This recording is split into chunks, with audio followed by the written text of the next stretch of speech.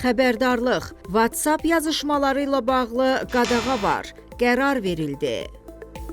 Şəxsin WhatsApp yazışmalarının onun xəbəri olmadan müxtəlif vasitələrdən istifadə edilməklə izlənilməsi qadağandır. Reportun məlumatına görə bu barədə Ali Məhkəmənin plenum qərarında qeyd edilib ki, şəxsi yazışmaların toxunulmazlığı hüququ hər kəsin yazışma, poçt, teleqraf və digər rabitə vasitələri ilə ötürülən məlumatların sirrini qorumağa təminat verir. Şəxsin razılığı olmadan onun şəxsi yazışmalarının qanuna zidd əldə olunması, istifadəsi və ya yayılması şəxsi toxunulmazlıq hüququnun pozuntusu hesab olunur.